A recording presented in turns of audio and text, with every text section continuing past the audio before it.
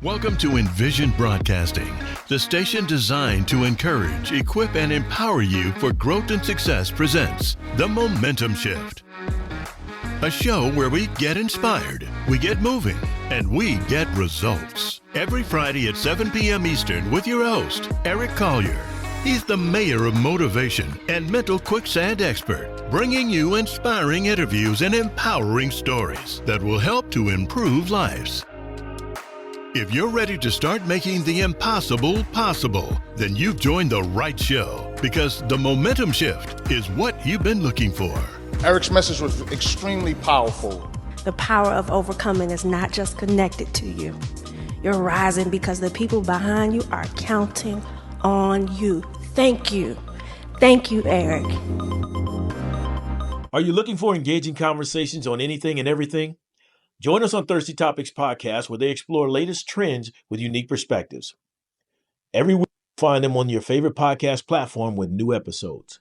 Subscribe to Thirsty Conversations today, and you'll never miss a conversation. It wasn't about me. I'm telling you, like, the key to winning is to know what people are looking for. Yeah. And to know how people perceive you. Like, right. I tell this in a lady all the time, like, I'm already knowing, like, I know, like, this is why she's loving me, because she knows I know why she's in love with me. Right. It's just that simple. Like, so how can I fail at keeping you loving me when I know why you loving me? Right. So I'm going to keep executing off why. It's the same thing. So I tell people all the time, especially when I do this in therapy and I do this in speaking, you have to know how people perceive you and what people want from you. Yeah.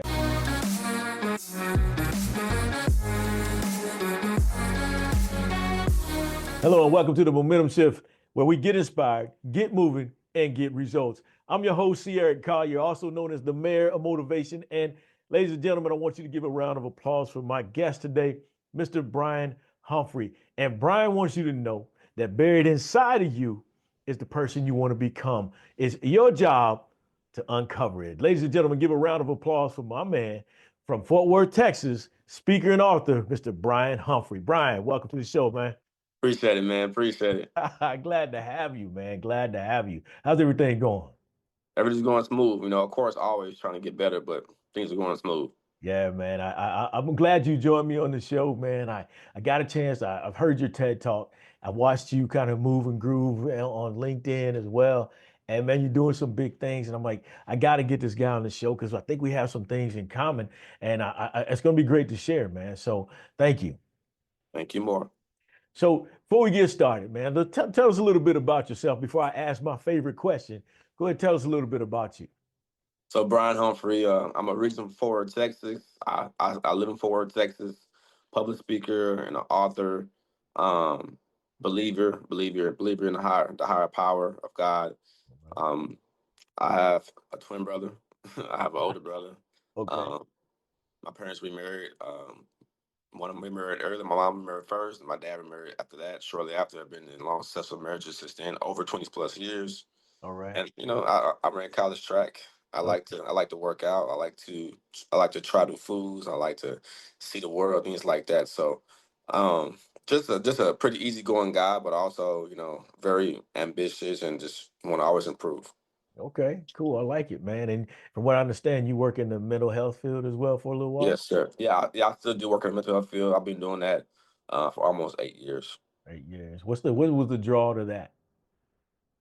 It's crazy you asked that, because when I was in high school, my senior in high school, I had a friend, and she was like, "You understand people on a deeper level than the average person." I was like, "Yeah, I hear you. I'm 18 at the time, finna graduate. I hear you, girl. Whatever." Maybe she was flirting. I don't know. Um, but when I went to college, I went to college on a 4-hour track scholarship. When I got there, though, I kind of looked into, you know, mental health, psychology, sociology, and I realized, you know, this is something that I can do, that I wouldn't be in a rush to make income. I would be able to, you know, either make money other ways if I wanted to hit a certain goal. But this was something that I would do for free. Yeah. And learn to be so good at it that I would get paid for it.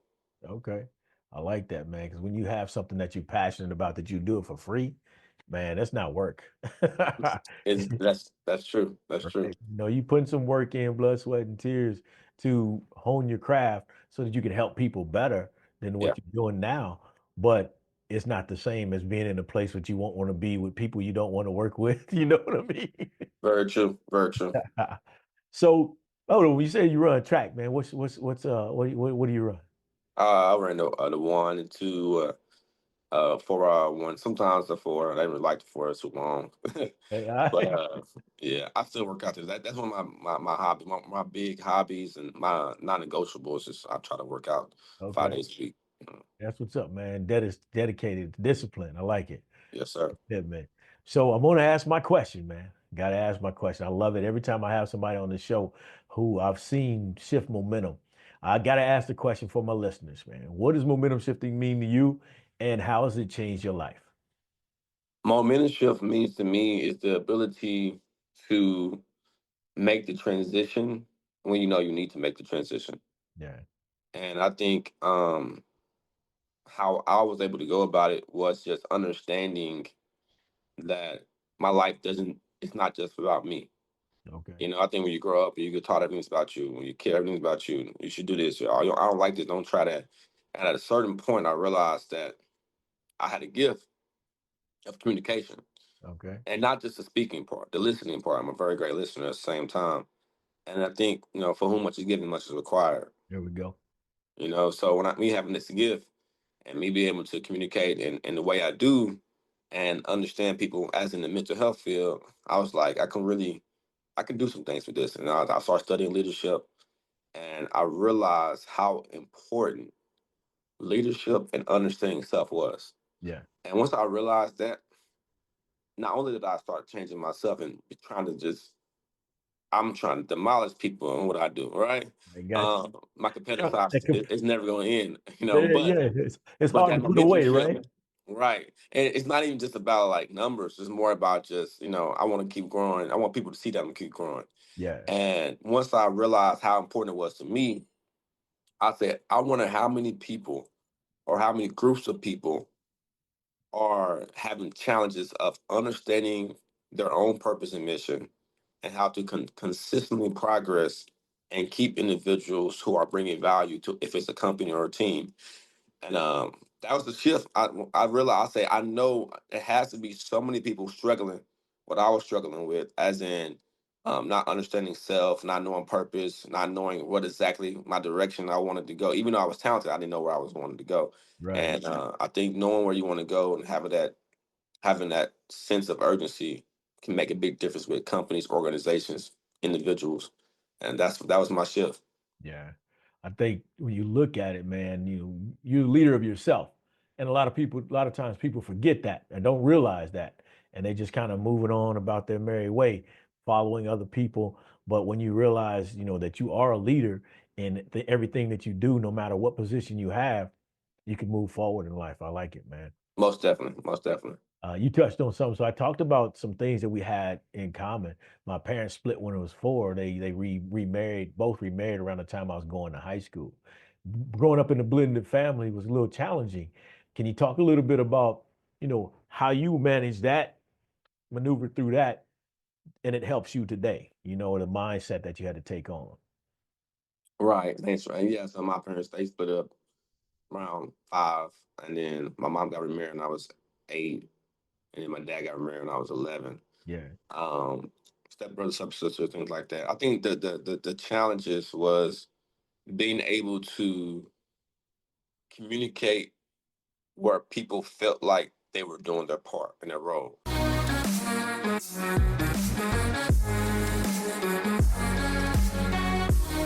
So let me explain detail. You might know what I'm talking about. As sometimes you call your stepmom by her first name, call your stepdad by his first name. You know what I mean? And then Yeah. they're like, hey, I'm doing these things as a mom. Why do I get called that? I'm doing these things as a dad. Why do I get called that? Yeah. And I think just ultimately having the respect for every individual. And you can't sit here and say everybody's the same, because your dad, your mom, your stepmom, they're all providing different type of value to you. Right. And I think the hardest thing as a kid is to be able to manage your emotions as you grow up and understand which parent is playing which part. Yeah. And don't ask. I've learned, one of the challenges is that you're asking the wrong parent for what you want to happen. If it's something financial, if it's something emotional. Yeah. So you got to understand who you're talking to. I think sometimes when you grow up, I made that mistake where I would try to ask one parent for something that they wasn't the top person for that in, like the top parent for that. If it Yeah. was finances, if it was emotional support, if it was some business advice. So what I learned is to overcome those small challenges that I was dealing with, as in a blended family, as in, people saying, "Oh, you're not my, you're not my," Yeah. when the dad or the mom first come along and tell myself, "Dad, you're not my real dad, you're not my real mom," things like Yeah. that. Oh yeah.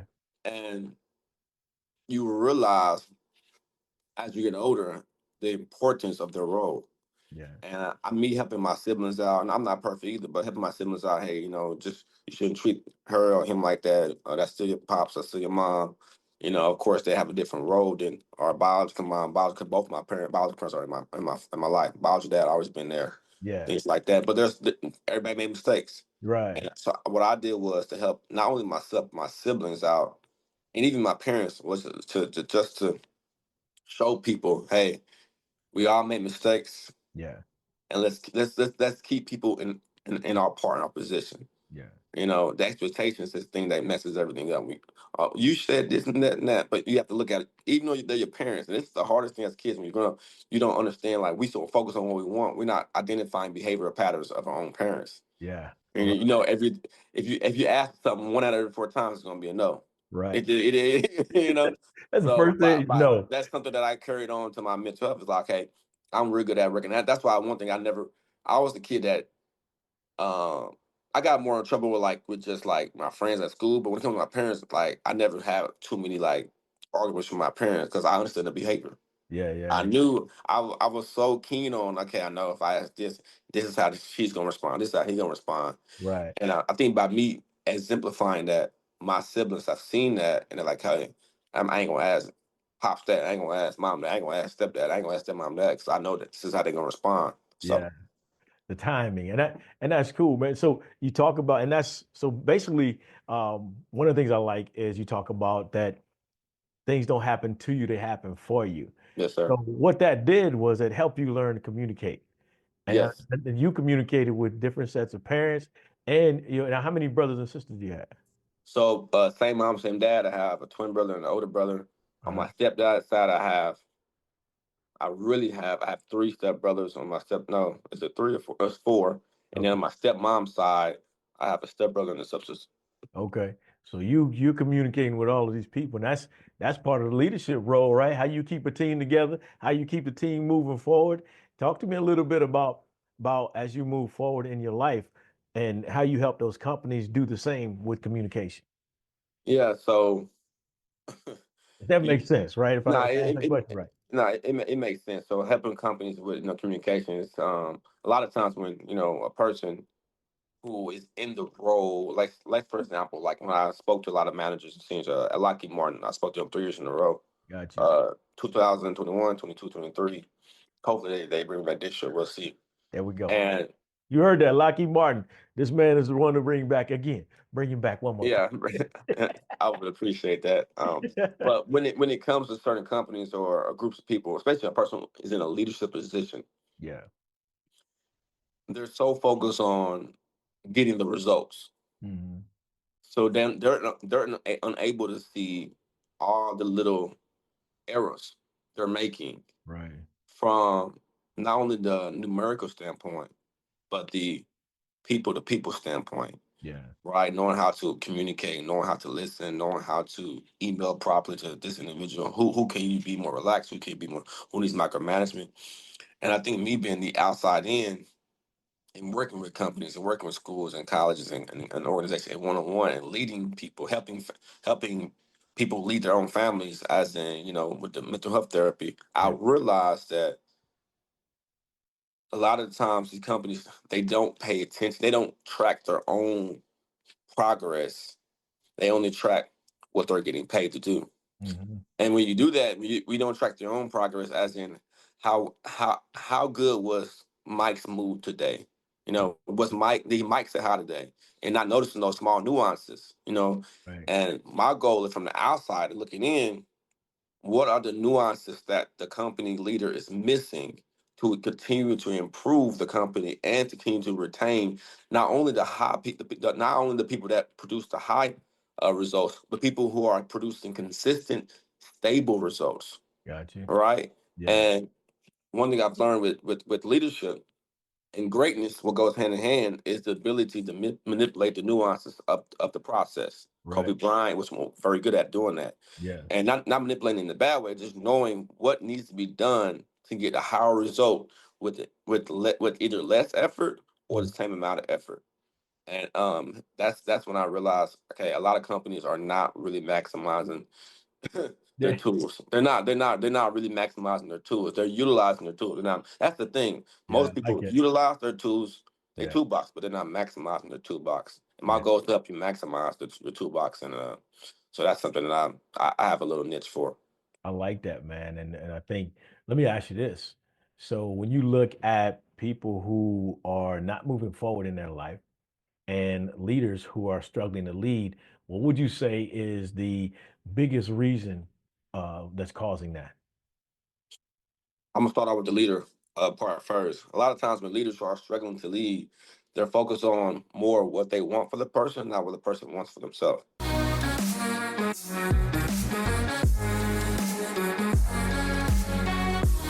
And to be on the other side from the person that's struggling on even leading themselves, is that they don't believe they're capable of doing so. Yeah.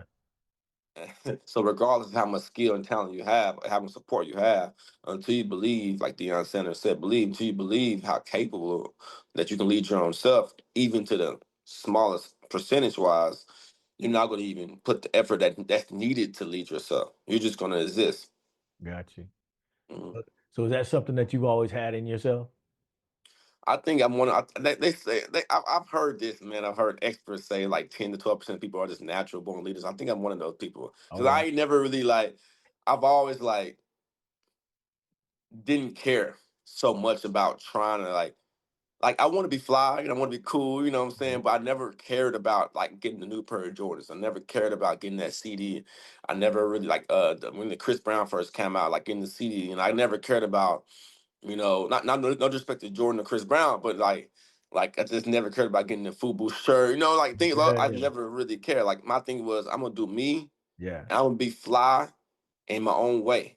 There we go. And not only people, it's gonna recognize, it's gonna get people attention, it's going to really get people attached to what I'm doing. Yeah. And yeah, man, I really believe I'm one of those 10 to 12% of people that just knows a natural. I just know how to not necessarily get in the person's head to get them to go harder, but I know how to kind of persuade them when they're already trying to go where they're trying to go. Got you. So you probably in sports, you probably team captain quite a bit. Yeah, yeah, well, track for sure, especially my senior track for sure. I was, Yeah. and I did varsity football a couple years, and then also in college, not only track, I also played some fraternity, Kappa Alpha Psi fraternity incorporated in college. So Okay. that's something I've always put myself in situations where I have more responsibility than the average person because I Yeah. know not because necessarily I wanted to, it was always because I know I could. Yeah. Yeah. I I know I like could it. handle it, and it's not fair to somebody who was unable to manage that to put them in that position. Yeah. Yeah. So I feel like since I'm blessed with that, for whom much is given, much is required. So I was like, you know what? If I can do it, then I should do it. Yeah. Yeah. I like that, man. And then I think you said Kappa Alpha Psi. Yes, sir. Yes, Fall sir. 2011. Yes, sir. I've been in almost. It's been almost 14 years, man. Okay. All right. Cool. Y'all just had a birthday, right? Yeah, January 5th, man. January Yeah. 5th. Yeah. Happy belated. Thank you. Appreciate it. Appreciate it. Yeah, that's cool, man. I think when you talk about it, so I got a chance to hear your TED talk, Yes, and sir. I enjoyed that. First of all, I love how you shout out your mom. Your mama, you like me. I love my mama, man. Yes, sir. I really do. And I think we all do, right? They the first ones to feed us, hold us, take care of us, right? Yes, Uh, sir. but I love that you shouted her out, man. But so talk to me a little bit about what led to your TED talk. 'Cause I thought your TED talk was powerful. Can you kind of walk everybody through what your TED talk was about and what led to it? Right. TED Talk was about overcoming obstacles, reaching self fulfillment. As I said earlier, I got frustrated with self. Okay. Not necessarily knowing, I was like, man, I know I got all this like compound talent and skills. I don't know how to serve. Yeah. And I think I was so frustrated with myself because I wasn't able to provide a value that the world needed from me. Okay. It wasn't the value that I wanted to provide. It's never about what I want. It's about what the world needed from me. Got you. And I felt that. And I Yeah. think a lot of times that now from the reason why I turned that into a TED talk, into my purpose and my life's work, because it does frustrate me, you know, when I see either somebody or a group of people that have this talent and skill, but they're not serving the world in a way, or others in a way that they know they can and they know they should. Hmm. And so, just a backstory on how I got to TED Talk. What happened was I was on the website looking up, you know, closer gigs. This was 2000, well, 18. I got it spoken 19, but I was looking up in 2018. Okay. So I just released my book to May, April 2018, my first book. That's boss Boss up, Up. right? Yeah, so I released the second one in 2020, but I was like, okay, I need to figure out how to do this. Really, I just wanted to go to the TED Talk. I was like, hey, I was looking up one. And at the time, I lived in Fort Worth. At the time, I was living in Arlington. So I was like, I found two or three of them. Like one was like Northern Hills, one was in the Keene, which is the one I spoke at Southwestern Adventist University, and another one was like somewhere in Dallas. And I said, oh, this is in Keene. I'm living in Arlington. It's like 30-minute drive away. I was like, okay, cool. This is something I can. It's about resilience. I was like, hmm. So I was like, okay, maybe I should just check it out. So for anybody listening or watching this, here's some nuggets, right? So I found a way to get in touch with the host. For most TED Talk, they have the host there, right? Right. And it's an email. And sometimes you can't get in touch. Sometimes the speakers are already full. So I found a host. The host was actually a student there, Okay. right? So I had first found, I emailed her and no response. Okay, let me keep trying. So I looked on Facebook, messaged her on Facebook, hit the DM, didn't respond. So I said, man, look, we gonna see what's up. You know, we're gonna give this a shot. So I found her on Instagram. I just messaged her, hey, I see you guys are having a tech talk. I'm trying to figure out how to register for the tech talk. I can come support. She said, yeah, we're having it this day, this time.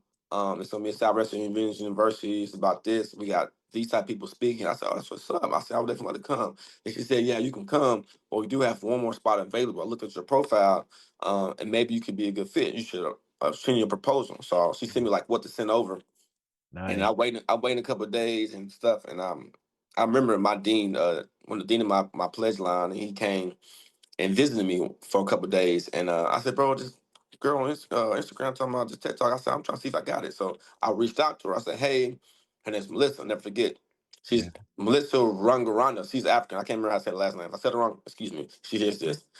And I said, just following about the TED Talk, I emailed you my personal and professional, like information. She said, "Oh yeah, we were just talking about you, things like that." We realized that 'cause most of the people was from inside, so people who worked either at the school or people who was affiliated from somebody who worked at the school. Got So you. I was the only person that didn't know nobody. You're right. Right? So either you there was a professor at the school, or there was like the husband of a professor, or wife of a professor. And I Right. was young. I was 28. I was young. You know what I mean? Yeah. And she said, "Yeah, we're gonna put you on board. Rehearsals this day." Man, I said, David. I said, deep feeling. I've been doing TED Talk, bro.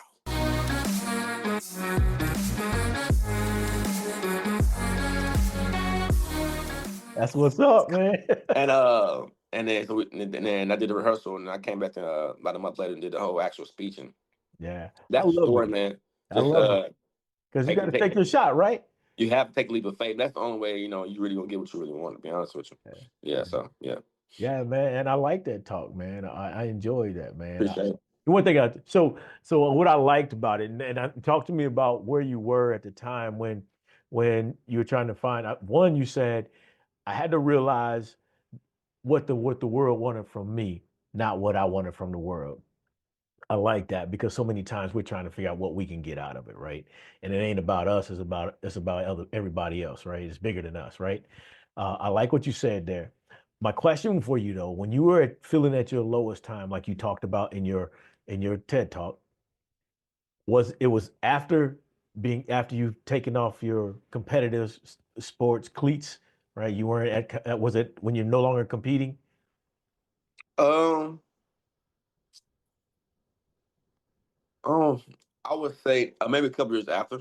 Okay, all 'Cause, right, I mean, I like I said, I still worked out, so that was like a good little serotonin and boost for me. yeah, I think it was more the fact when I was getting ready to, like, in my second year of grad school. Mm-hmm. So I was 23, 24, or whatever. Okay. And I was just, even though I was passing the test and going to class, like I was missing class, it came to a point where I just didn't care Okay. necessarily about really maximizing anything. Okay. And it wasn't because I stopped running track. It wasn't because I was in grad school. It was more because like I kind of just wanted to be normal, you Okay. know. And I Yeah. think a lot of the times when you try to be something that you're not created to be, you have some type of inner resentment. Yeah. So the inner resentment led to me drinking a lot, led to me doing a lot of things. Not that like I wouldn't do anything illegal, nothing like that. I just Right. there a lot of energy could be put towards what I'm already doing now, you know. Yeah. So I think that's what it was, man. I think Yeah. I just wanted to be one of the guys. I wanted to be normal, but Michael Jordan wasn't normal. No, Kobe Bryant wasn't normal. Ray Right. Lewis wasn't normal. Right. Martin King Jr. wasn't normal. And I Right. think when you are one of those natural 10 to 12% leaders, your life is just gonna be different. And Yeah. I think whenever I was trying to not accept it. Got you. You're I fighting it. think a lot of the frustration was coming from fighting from who I really was. Got you. So you Mhm. trying to be something that you wasn't, and it was eating you Yeah, up inside. yeah. I speak from, after I hung up I was a baseball guy, and Hmm. once I realized I wasn't gonna play Major League Baseball, and I hung up my cleats, I saw myself in that moment like, well, what else do I have to offer?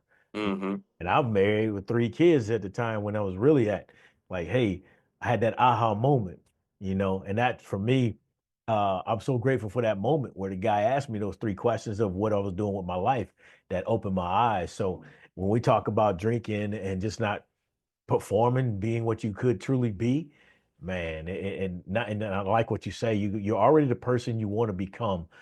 You only have to bring it out of you. And not too many people realize that I have everything I need. I just gotta hone my skills, right? Or they don't realize that they have what the greats have. They just gotta bring it out. Yeah, like in to kind of piggyback off what you said, you are the person you want to be. What you already are the person. You can be that person, but really I don't see that. I see it in a way like you already are that person. Yeah, You yeah, know what I mean? You already are whatever you're destined to be. Of course, it takes a process to anything. yeah, Um, and I think if we see it like that, we're able to believe in ourselves more. Regardless of I see, man, you definitely could. I already am. I am. right, yeah, If you ever listen to some Kevin Gates interviews, he talks about the power of I am. yes, I am like before I went to test. I am a TEDx speaker. I am a millionaire. Whatever. Though any of those things that you're trying to become, you are. And I right, think by you owning that, you're gonna act in a way to attract whatever needs you need to attract to become that. yeah, And so everything that I've like written, the writing the 2 books, the TED Talk, um, having the top Fortune 500 companies speaking to things like that, getting podcast interviews. right, Almost 30, 35. I'm the same. I'm 6 feet 160, been the same weight and size for since like 18 years old. You know what I mean? So I yeah, told myself, I said I am going to be very in fit at 35, yeah, right? And I'm be so everything I've done is because I told myself I am. yeah, I am. I am. And I think the power of saying I am over I could, you embodied it and you don't just want to do it. It's like you already operate like you even though you might not be there in reality, as in maybe your income, whatever, you operate in a way where you are already there. So yeah, it just starts coming to you. And it's like, like every time it's said like he's an ATM machine, yeah, and meaning that he can go somewhere and he's gonna attract the clients he needs to attract. yeah. Same for anybody else. Whatever you want to do in life, you already are that person. You just got to bring it out of you. Yeah, I like it, man. Talk as though it already is, right? And Most I definitely. think that's one of the things that you probably help the coach, the people, the clients, the people you coach, people you mentor, and those Hmm. students, man. I think that was great. I saw the piece where you were talking to that group of students, and you said, what they say, I am, um, what they say, I am great, or what was it something that you had them saying? They were sitting on the bleachers, man. I apologize, I can't remember, but that fact that you said I am. I think that is empowering. Yeah, Yeah. I was speaking to a charter school out here, well, close to Fort Worth, Uh, and they were doing their career and college march. yeah. And I had to say that was very important for them to say that because they're coming from a lower income area, and a lot of their parents, some of the parents didn't even speak English. or they was bilingual, and then or they work, maybe work at Jack in the Box, Walmart, things like Yeah. that. So this Yeah. their first time.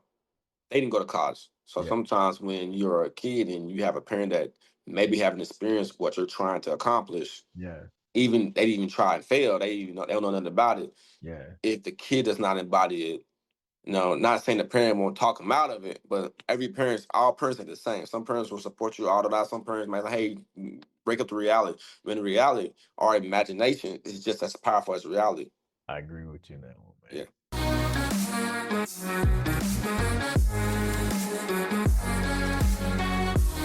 Something you talk about a lot is taking that leap of faith. Uh, Mhm. you got people who are comfortable in their jobs. That's all they know. I go get my job, I get the house, I get the benefits, I get that good salary with the benefits, and the pension and everything else, and then I'm good to go. But they're miserable inside. You talk about how you battled with should I stay or should I go? What took you to that point? Because I think you were already in a good job, good paying job, right? Yeah, I left working. I was working for the state of Texas, the DPS. And a lot of Um, people would have been there. They were like, "I'm good. I just need to do 20 years and I'm done." Right? right. Well, I knew I was not gonna be able to operate in my core doing that. I just knew I wasn't, Yeah. and I was just it was eating me up inside. You Yeah. know what I mean? And that kind of co-along that what I was going through is similar to what I was going through in my second year of grad school when I had to redo year of grad school. That same feeling came back. Yeah. I said, "Oh heck no, I can't." I said, "I gotta go." Right. So I still work for the nonprofit. I still do therapy, mental health therapy through the nonprofit that I do, and I do the consulting, the speaking, the books, and things like that. And I've always had, hustles if I want to go speak somewhere or if I want to, consult, if I want to, whatever, right? I always, my mom always said, you just a real hustler. I Yeah. always have ways of generating income, even if it could be just a side hustle or something I could do all day where I don't feel like doing work in my regular business. Gotcha. Yeah, we have those days where we don't want to deal with the business. We Right. might just want to, if for those, I'm gonna say this advice for entrepreneurs, right? You Uh, gotta have a passive income, earned income, and an optional income. I like that. Right, option income. It could be, DoorDash. It could be Uber. It could be cutting hair. It could be Instacart. It could be what things like those are optional incomes. Where if you need to take a break from your business, or if your business is slowing, go make money. You can't just sit there and wait because the Yeah. money got to be made. Right Right. now, if you can afford to sit there and wait, then do your thing. But you got to have optional income, earned income, and passive income Yeah. because now you're operating from the trifecta. Yeah. And Robert trifecta is like you may think you don't have, but you always will actually have. It may not come at the time you wanted to come, but it's gonna always be with it's always on time, I right? So, like that. You talk so you're about now, trying, you talk about getting in the process, right? yeah. The process you got the earned income, the Yeah. passive, and the optional. And optional income is something you can do to make money either when the business is slow or when you need a break mentally from your business. And Yeah. you don't have to sit there and stress yourself out and have a heart attack or something like that. Yeah. Yeah. Let me ask you this, man. So Yeah. do you find that there's like that the myths that people are brought up with are holding them back when you look at making money? The myths of like the money is the money is the root of all evil, um more money, more problems, all of those things that we always hear, that myths could be holding them back. Yeah, yeah, I heard a couple of those. Money, I don't think money is the root of all evil. Now that a person now, I got to a point where, of course, I want to make more, but I got to a point where I realized money is just a tool, man. It's not. It's not a. I don't even think I don't think you can really even. If you love money, I don't know how. Because Right. it's gonna go away anyways. It's gonna Exactly. leave you. Yeah. Money ain't like somebody that you can build. Ain't like it ain't like if you have a dog or if you have kids or if you have for me I have a girl soon to be fiance, you have a wife, it's not like that where you may have a little encounter and then y'all work it through and then she stay. Like money gonna leave you. Yeah, You exactly. know what I mean? So like That's the I way it's don't designed, right? yeah, it's designed to leave and come back. So Yeah. I don't know how you can even be attached to it. But if you are attached to it, then that's something you can, that's a thing, an individual issue. But when it comes to another myth that I think people forget is um they want to they focus on saving every money they can, like and you want to save for a rainy day. You want to have enough money to, for maybe, depending on your situation, right? And wherever, how Right. much you need, wherever you feel comfortable for your own emergency fund. Yeah. But if you have a good credit score, you can just, hey, take out a loan, pay it back, whatever. I think people focus too much on saving. Yeah. And that's one of my myths. And you got to focus on, you know, utilize that money if that's going to a course, if that's investing in your business, if that's even for you investing in your kids. Maybe they want to play basketball or baseball, or they maybe when they want to get a special training, whatever. I think investing in yourself properly with the money you have Yeah. is going to bring you back more money. But I think that's one of the biggest myths. Oh, you should spend all that money. You should spend all that money.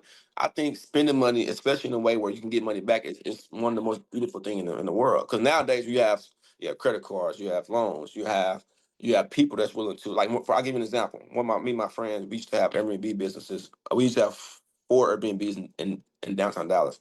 We Okay. don't do no more now. And he was like the ringleader, but I was helping him out with things and checking on things, doing this. And he would ask, we would get donors for Uh, like the first month rent to get all the stuff done, right? It might be, let's say the apartments at the time was $1,300-$1,400 a pop. It's like 14 times 4 for 28. That's almost $6,000 yeah. plus all the fees be like $7,000. So we would put down like 2,000, and then we'll get 5,000 from donors, Gotcha. and then within we have 90 days to pay everybody back, and then we pay ourselves back. So after like 4 months, it's straight profit. Yeah. I like it. You Yeah. know what I mean? So, and of course, some makes might only profit 500 from an apartment, might profit 2,000 from each apartment. It just depends. Yeah. But at the end of the day, if you saving money was saving a whole bunch of money is a myth unless you don't see yourself making money, outside of what you're already doing. Right. If you just and money's not the root of all evil. I don't agree with that either. I think money is just a tool. It's gonna come and go. Yeah. I don't know how you can fall in love with. You can fall in love with making money, but I don't know how you can fall in love with money itself. Yeah. I mean, it helps you do so much, right? It helps you do Yeah, more to help other people. And I think that's the big thing, right? yeah. And there was another one too. Another myth that people who send out money. Man. Oh, I think so many people they trust they trust. I don't know if it's a myth or not. Let me say it in a way where people can Uh, understand it. I think people trust the money they have more than their self.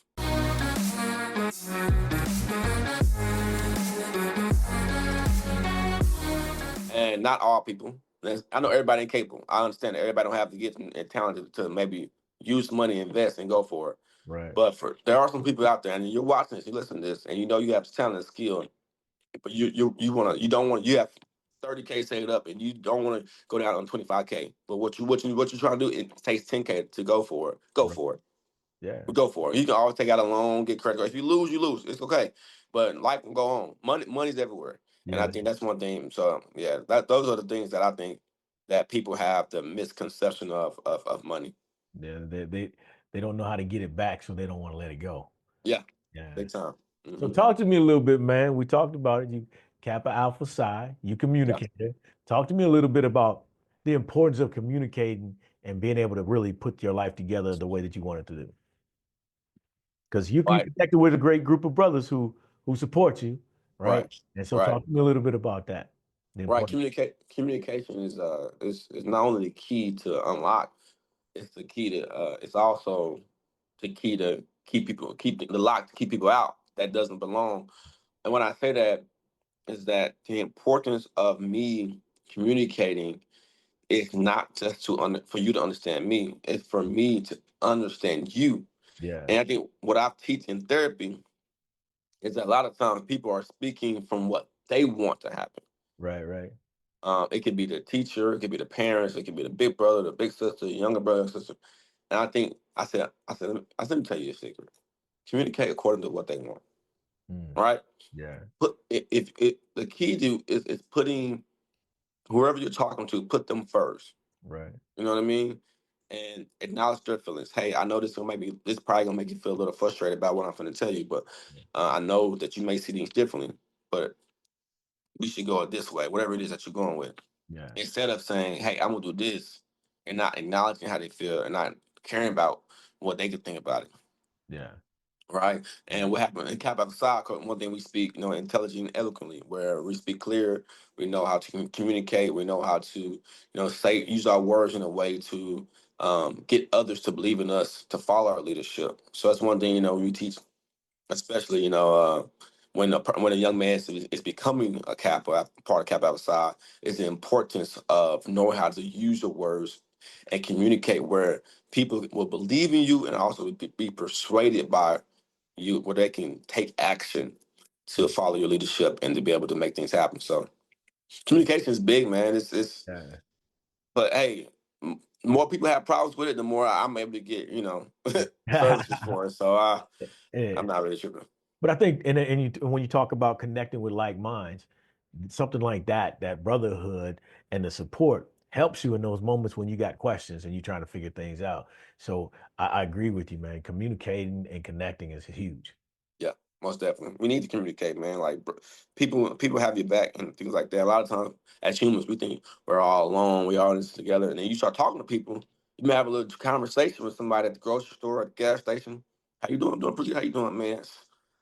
And they say one thing, and you actually going through what they going through. Yeah. So you like it helps you understand that you're not alone. Yeah. You can get some support. And also helps you understand that, you're human just like everybody else. We all go through stuff. It's hard. Life is hard sometimes. And I think a lot of times we think we're in this island. But if you just talk to somebody, even a therapist or just somebody at the store, just have a little conversation or a brother or sister, you realize that you're not in this battle alone. Yeah. Yeah. It's a good one, man. I like it because it's you're really not. And I think I was talking to somebody the other day and they were talking about a situation they were going through. And then they mentioned they happened to have a Bible study with somebody, and that person started talking about the situation they were going through, and it was an aha moment because he's like, man, they're going through the same thing I'm going through, but at a higher level. So, and that brings in too, you're brought together for a reason, right? And so that's, you're brought together because you're going through situations where you could probably help and provide some support. Most definitely. Most Yeah. definitely. Yeah. So talk to me a little bit about you going through. You mentioned your masters, right? You went through your masters, and it took you a couple of attempts to get through that, correct? Right? You Yeah. didn't graduate on time. Yeah, I had to redo a year, man. Yeah. That's the year until my second year, and I was just Uh, I I knew I was smart. Like it just I don't know. I would go to class in the back, yeah. party all night, and I would pass the test. I get 80 some on the test or the Yeah. exam, whatever. But I didn't do no other extra work. I didn't write the essay. I just didn't care. Yeah. And I had to redo two classes, and I had to redo a third year, which I was cool. At the time, I was young. I was not as disciplined as I should have been Mhm. in school per Yeah. se. But I realized something though in that process. This is what I realized. I realized that a lot of things that we're trying to accomplish Yeah. are not as difficult as we make them. Mm. Okay. Because I went from getting like my GPA dropped. I think it dropped to like a 2.9. Or when you in grad school, anything under 3.0 is acting probation. Yeah. So that fourth semester of grad school, I had to redo two classes and I was on probation. Yeah. And I made an A and B, and then my GPA dropped like a 3.08, something like that, 3.0, whatever. I was cool to go for the last year. Yeah. But my last year, I think I took 15 hours and 12 hours, and I made all A's. Okay. And I realized, and also me and my colleague was like ranked top 4 or 5 in the graduate school presentations. These are all it's basically presentations from all the graduate programs at SFA. Yeah. So it was like all different type of programs. And what I realized was all I had to do was understand what people were looking for. Hey, are you tired of the same old information? Tune in to Thirsty Topics podcast, where they dive deep into conversations from pop culture to social media, revealing unique perspectives on what people are talking about. With new episodes every week, you can find them on your favorite podcast platform. Listen and learn something new today on Thirsty Conversations. That's all I do. My professor, this is what they were looking for. It wasn't about me. I'm telling you, like the key to Yeah. winning is to know what people are looking for. Yeah, yeah. and to know how people perceive you. Like Right. I tell this to my lady all the time. Like I'm already knowing. Like I know. Like she love. This is why she's loving me because she knows. I know why she's loving me. Right. It's just that simple. Like so, how can I fail at keeping you loving me when I know why you loving me? Right. So I'm Got gonna you. keep executing off why. It's the same thing. So I tell people all the time, especially when I do this in therapy and I do this in speaking. Yeah. You have to know how people perceive you and what people want from you, Yeah. right? And some people are they're gonna be more covert, they're gonna be overt. Yeah. That's not your business. It is your responsibility to identify what him or her or that group of people are actually looking for. That is how you increase retention rates. This is what I teach in my speech when I speak about leadership. Yeah. I And a like lot of times we so focused on what we want from you. We're not focused on that person's true motive. If they just want to come over and get paid, okay, we know. Okay, bonuses, hey, raises, hey, promotions, grants. This is your alley. there we Don't go. worry about some people's culture, right? So I think that's one thing. That's one of the big. That's how I make sure that is my last year of grad school. I Uh, just did what the teachers were looking for. I there, did what my intern was looking for. yeah. I just did. I gave people what they wanted. There you go. and I'm pretty, that's how people like that is how success happens. You give people what they Deion said is King of Colorado. He's giving even though they didn't get to the college playoffs, he's giving people what they want. Exactly. Keep them And when happy. you give people what they're actually or truly looking for, they have no choice but to make you help you win. It's Exactly. inevitable. If I'm giving you what you want, it's something about human, right? Yeah. If you give a kid, or if you give like you got kids and I work with kids, right? I'm probably gonna have to start having kids soon, and I might need your advice, but who knows? Oh, But if you give a kid something, no matter how bad a kid acts at school, no matter how bad he act in the community, whatever, if you give the kids what they're looking for, right? If it's Robux for their Roblox games, if it's pizza, if it's hamburgers, whatever, in return, naturally they're going to give you something what you're looking for. right. They may only behave good for an hour, but that's more than what they was doing. Yeah. Exactly. You know what I mean? So I think Yeah. and so a lot of times I think, not to go too deep in this, but a lot of times we don't realize what people are truly looking for, and we try to guess and not. So the goal is I'm so locked in on knowing what you want from me that my goal is to execute on what you want. There we go. In return, I ain't gotta worry. I'll never check my girl phone. I Yeah. don't have to do all that. Right. What's Because this? I'm giving you, so I know in return by you being happy and being in bliss, I can keep my feet up and just keep doing what I'm doing and get better at it, and Right. I'm never worried. And I think a lot of times when people, last thing, I'm not getting a little winded, but this is very important. You good, People man. people are so locked uh, in their own head hmm that they're unable to perform what they need to perform. If it's work, if it's family relationship, if it's friendship, Yeah. right? The more you on giving people what they're looking for, emotional support, financial support, whatever, the more you can operate in a winner's mindset. Yeah. Losers operate in their own head. A winner operates in the world. There we I'm go. not worried about like my head might tell you don't do that. I'm doing, they using you. They doing it. No, they ain't using me. I'm winning. Exactly. There we Use me go. because if you using me, it helps each other win. Then I'm down for it. Let's win together. And what's the saying goes, you help enough people get what they want, eventually you get what you want, right? Jim Rohn, Zig Yeah. Ziglar, Zig Ziglar, Zig Yeah. Ziglar. Yeah. I love it, man. And I hate that we coming to close this out, man. Yeah. Because I'm loving it. Because I would really like to hear if you got real quick, because I think it's important that everybody understand that they have a routine of me time. Do you have that? Yeah, my routine, me time. Well, today was one of the days. So usually, the gym is one thing, but really Friday, I like Fridays. Like in between, get my haircut, Mhm. grocery shopping. I clean up a little bit. I do a little checking on people. I don't really start my work day till like maybe 1. I like to do a Okay. lot of things for myself. But my main routine for me time is going to be 3 times of the day when I'm working out, Okay. if I'm doing weights, or if I'm doing my ab and cardio. Um, Second thing is early in the morning.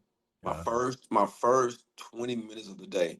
Like I wake up, I'm sitting in bed, I just look up. I'm evaluating everything. Okay, what can I do better today? all Like right. what did I mess up yesterday? And the third thing is those 20 minutes when I get home. Okay. Or whenever if I'm working from the house at the day, if I'm doing like sessions so virtually, whenever I'm done work, 20 minutes after I'm done work, 20 minutes when I wake up, and in the gym time. Those are the main times where I have my me time, where if you text me, I ain't gonna text back. Gotcha. I'm just not going to do it. It's You my know, so time. that's my time right now, man. So that's my routine. Now, and some days are different. You know what I Yeah. mean? Some days might be 15 minutes, but I try to do this beginning of the day to end, not end of the actual day, but the end of the work day. All right. You know, before, and maybe I'm transitioning from maybe it's a Friday night or Saturday night. I'm going to hang out to a birthday party with some friends. I'm gonna make sure I have my 15 minutes of my time Yeah, but while this I'm is maybe my resting. time. Yeah, yeah, and if my lady is over here and she Yeah. beats me to my place, and then she wanna talk about her day, I'm like, baby, give me like 15 minutes. I I, didn't talk to I didn't help 5 people today, and I didn't heard a whole bunch of problems, and I'm not right. solving problems. I didn't trying to solve my own for like give me There we go. 15. Give me And 15. then I'm after gonna that love you to death 15, I'm after all yours. that. And she knows now. She just like she don't live with me, but she comes Yeah. over and now she knows. She watches some. She laughs. She Yeah. just she give me my time. She already it's routine. Hey, give me 15 minutes. The clock starts now. After 15 Hey, minutes, I'm all yours. I love it, man. I love it, man. I'm enjoying talking to you, man. Like I said, I Yeah. always hate to shut the good conversations down, man. But I got to close it out. But I want to make sure before we close it out, we talk a little bit about what you got coming up and how Mhm. everybody connect with you. And if you have something that you want to lead the audience with, please share it. Yeah, so I definitely lead the audience. But of course, always getting a copy of my books, BryanHumphrey.org/books. You have the Boss Up, which I published in 2018. The Truth Always Wins, published in 2020. Both self-help, self-development, leadership books to help you take a life to the next level and help others take life to their next level. Really, what I have coming up right now, I am in the process this summer. Started working on my third book. All right. I don't have a title for it yet, so I'm start working on. Hopefully, I have it done by next 2025. I'm 2026, excuse me. And when it comes to speaking, I'm going to Michigan in March, speaking at an event at the NEA National Leadership Summit. I'm speaking at just a couple of small events out here in the DFW area, high school events, but I will have a schedule regarding all my events. Probably, I would say by the end of next month Okay. for the year. So I'm working on that right now, and also I'm going to probably do a sub-development course. I do have courses out on bryanhumphrey.org/courses, how to write a book, how to publish a book, how to find your purpose, things like that, how to get your first TED Talk, which I have helped individuals on every platform. My Nice. next course I'm going to start working on, it's gonna be a self-development course. It's gonna be a very intense course. I want to help individuals who are already kind of doing what they want to do, but help them take their life to the next level, not only as in work wise, but as a person, just a person, whatever it is they need help with. So that's something I'm working on. It's gonna be it's gonna be a banger. So get ready to look out for it. All right, cool. I love it, man. Brian, man, like I said, we got a lot more to come talk about, man. I'd love to Yes, have sir. you back, man, and Yeah. hear a little bit more about what you got going on as you move forward. Like I said, very inspiring story. I love what you're doing. Keep doing what you're doing because you are a true momentum shifter, man. So I Thank you. love it, man. So, ladies and gentlemen, that's it for this week's Momentum Shift podcast and radio show. I want to thank you for joining us. But every week we focus in on getting inspired, getting you moving so you can get results, so you can live just like Brian's doing right now in the life he once believed to be impossible. So for you, next week, we're going to get inspired again with another guest. So stay tuned. We'll be right back. Because I'm somebody who believes that the largest gap an individual will face is the gap that stands between where they are now and what they could become. So the question becomes, are you willing to climb? The greatest trick the mind will ever pull is convincing you that your greatness does not exist. Mama used to say, she said, Eric, what you do in the dark will come out in the light. And she means that you reap what you sow. You get what you put in. And so you got to put the work in. Why? Because you're going to step your game up and tap into that untapped potential of yours and become the greatest person that you can possibly become. I woke up, I was about to lose everything. And so my wife was about to leave me, and that meant my 3 children were going to be gone, which really hurt me because I would fall short on a promise to my kids where I told them that I was their father. Nobody would ever be in the house taking care of them. Nobody would be responsible for them. They never had to worry about calling anybody daddy but me. Momentum shift. When you get stuck, you got to find a way to get going. And that is all about elevating your performance. You have to realize that high-level results are not products of low-level effort. So you got to step your game up. So you get stuck, you got to get yourself moving. And when you're down in the dumps, you're the only one that's going to be there. So you got to be your own hype man. What happens is when you don't realize that you have all that you ever need to create the life that you want to live, you're missing out. You're standing at the base of that mountain thinking and hoping somebody's going to save you when all you got to do is take action. Theodore Roosevelt said, he said that the credit belongs to the man who is actually in the arena with their face marred in dust with sweat and blood. You got to get into the arena, claim your moment, take the opportunity to take your shot. Then when you're in that arena, think about this. I got to step my game up.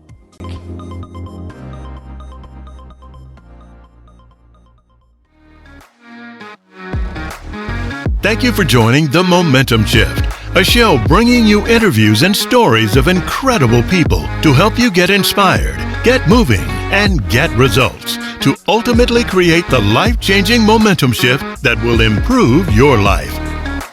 Join host Eric Collier, the mayor of motivation and mental quicksand expert, every Friday at 7 p.m. Eastern for The Momentum Shift, the show and change you've been looking for.